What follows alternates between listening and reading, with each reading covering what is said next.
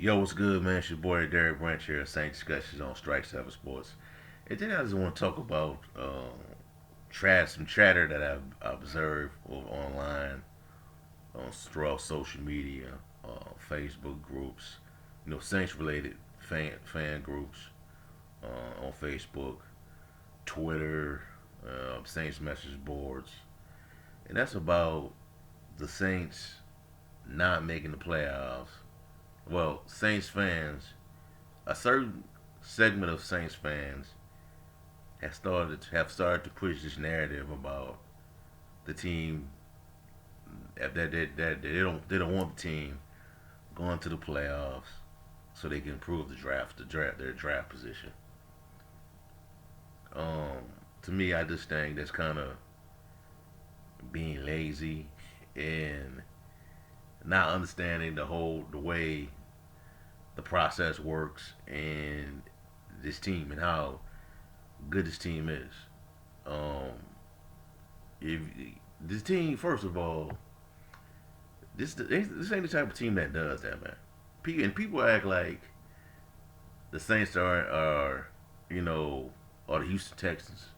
The Saints are in a position like the Detroit Lions. Who else are there? Carolina Panthers, Jacksonville Jaguars. They act like the Saints are in that type of position right now when they really aren't. The team is not that far off from being a Super Bowl contender once again in the NFC. I think that's how deep they are. That's how good I think they are, and that's with the losses they've suffered in the offseason due to the salary cap purge, um, Drew Brees retiring, Michael Thomas being out for the year. I still think this team is going to be that. It's not that far from being a Super Bowl contender next season. Now, if they make the playoffs, great. If they don't make it, that's great as well. I've said it already. I think if this team finishes the season 9-8 with no playoff appearance, I consider it an accomplishment. You know, based on what based on the circumstances at hand right now with COVID-19 outbreak, players coming back from that, Ida, Hurricane Ida, Jameis Winston being out for the year with his injury, Michael Thomas with his surgery, his offseason, the drama with that, between him and Sean Payton, all that stuff. I consider this an accomplishment, you know. And that's just not the type of culture the Saints have right now. They've had that culture in a long time. You know, them days of being 79, going back, three straight 79 seasons are far behind us right now. And I hear people online saying, well, well,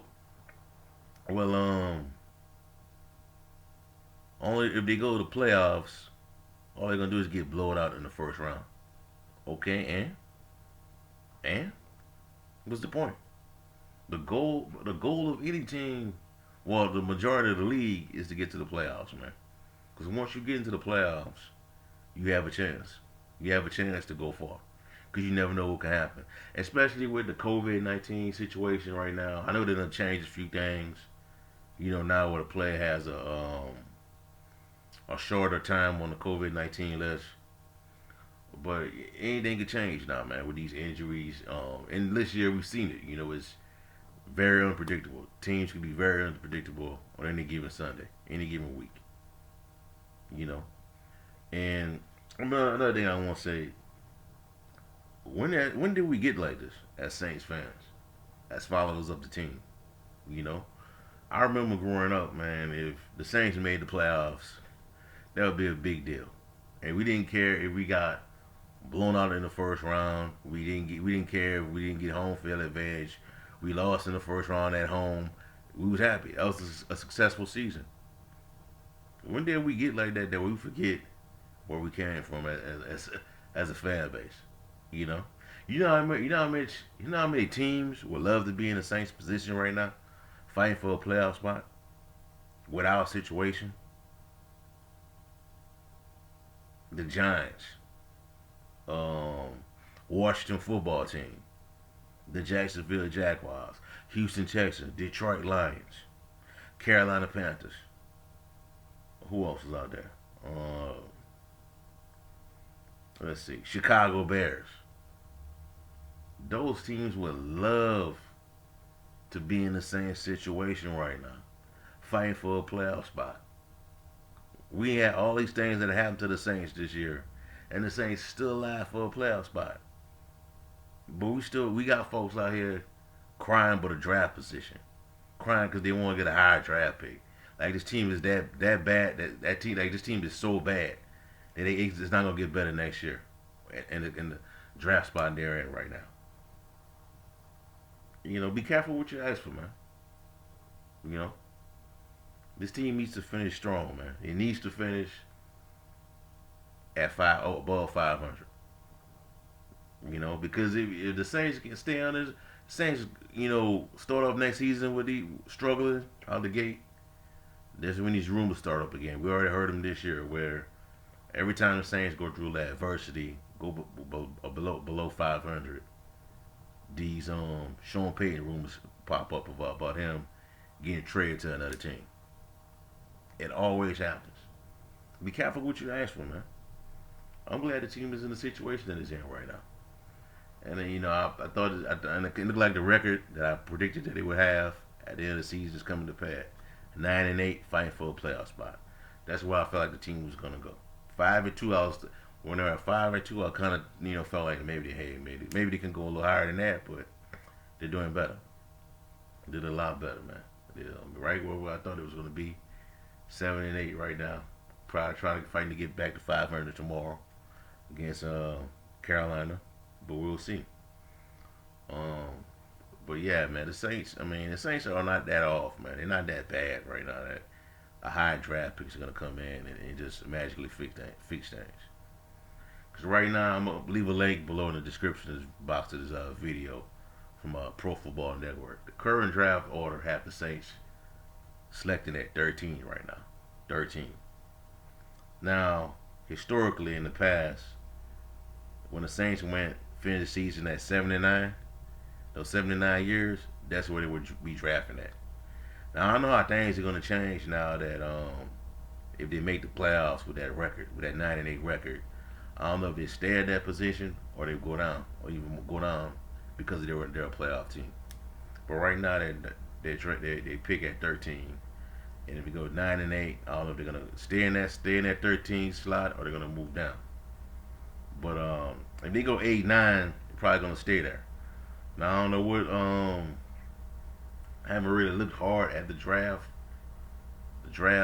Players in the draft, the best players available yet, but I think the people, are quick to link Chris Olave to the Saints, Jameson Williams, the other wide receiver, to the Saints as well.